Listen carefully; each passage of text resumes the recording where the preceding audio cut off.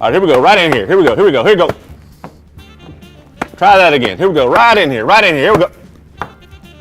All right, one more time. Here we go. Right to the glove. Here we go. Here we go. Okay, I think we know what the problem is.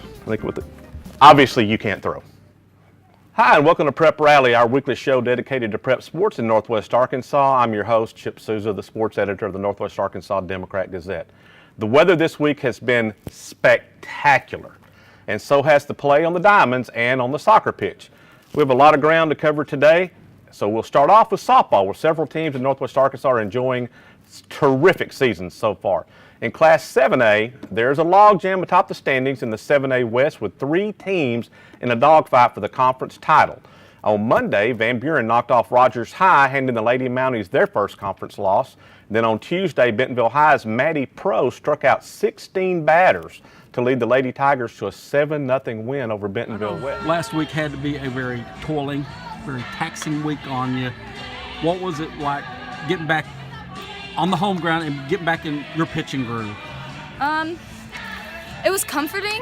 It was a lot. It was comforting, and after taking a loss, after everyone having such high expectations, I think it really kind of hit everybody hard. And then we were all just thinking after a loss that we need to come back and play the best that we can and not let it bother us too much.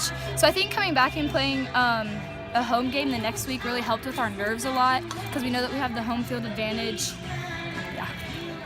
So at the halfway point of the softball conference season, Bentonville, Rogers, Van Buren all have just one conference loss. So the second half of conference play for softball is going to be exciting as these teams battle for those number 1 and number 2 seeds that come with a bye in the first round of the state tournament. In Class 5A, the Farmington Lady Cardinals are 16-6 after defeating Bentonville West on Monday. The Lady Cardinals have been an offensive powerhouse this season. They have 4 players batting .350 or better. Brandy Wallace is leading the team with a .525 batting average. Our Matt Capshaw, he caught up with Farmington coach Randy Osnes about the Lady Cardinals season.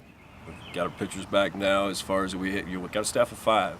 And for about 21 days there we were a staff of 3. Those 3 did a great job all the way through. Now Diversity and Bogan are back, and having the ability to have all 5 pitchers in softball is phenomenal.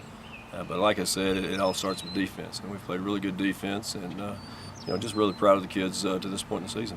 You mentioned on Tuesday night, the Gravette Lady Lions earned a big 4A conference win as they downed Pea Ridge 5-2. Freshman Callie Kildow, she recently verbally committed to Arkansas. She struck out 12 batters in the win, and at the plate she also had a double and a triple, so big win for the Gravette Lady Lions.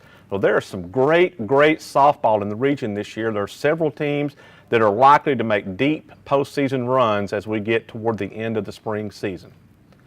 Let's move over to soccer, where last night on Tuesday, Lauren Hargis recorded a hat trick to lead Bentonville to a 6-0 win over Bentonville West. That win moved the Lady Tigers to 7-0 in the conference. On the boys' side, Springdale Harbor's Jesus Zizumbo. I love saying that name, Zizumbo. He scored a goal with just 18 seconds left in the match to lift the Wildcats to their 8th straight win, a 2-1 win over Rogers Heritage. Scotty Borderland covered that game for the Northwest Arkansas Democrat-Gazette, and he spoke with Har-Bar coach Cory Butler after the match. It's a big win. It kept us tied for first, kept pressure on other teams, but it showed us that we can fight back, we can still win, we can beat anybody. So it's good momentum going into the next few games because we got some big ones coming up. Sure. We'll take a break here. Let's check out some of the great photography that our NWADG staff has gotten over the past week. These photos and many more can be found on our website at nwadg.com, where you can order prints.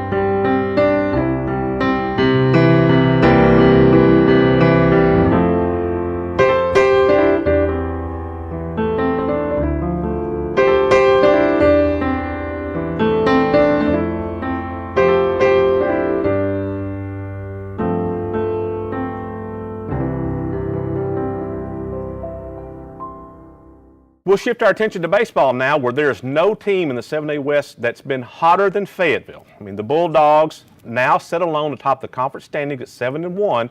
They've won 7 straight games. That was capped off Tuesday night with an 11-0 win over Rogers Heritage. Fayetteville's win, coupled with the Van Buren loss to Rogers on Tuesday, moved the Purple Dogs into the league lead by themselves. Our Mike Capshaw covered Tuesday's game and spoke with Bulldogs coach Scott Gallagher after the game.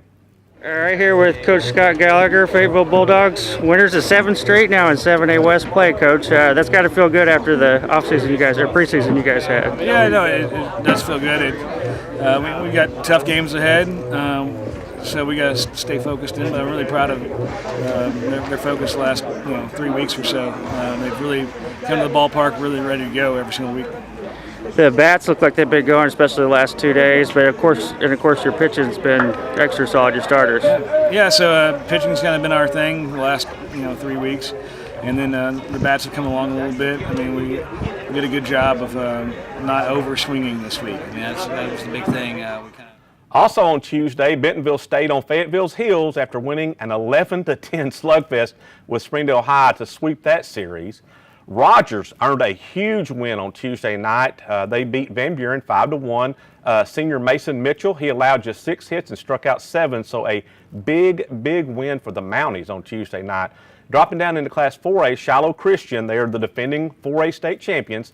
They've continued their dominance in the 4A1 conference as they got wins over Pea Ridge and Gravette to move to 6-0 in league play. The defending state champs look like they are ready to make another deep playoff run. That's it for this week. Be sure to check out all the coverage of prep sports in the Northwest Arkansas Democrat-Gazette online at nwadg.com and also at arpreps.com. We will have blogs, conference reports, statistical leaders for baseball, softball, track, and all other spring sports each week. Thanks for joining us, and we'll see you next time on Prep Rally. Now we found something I can really do.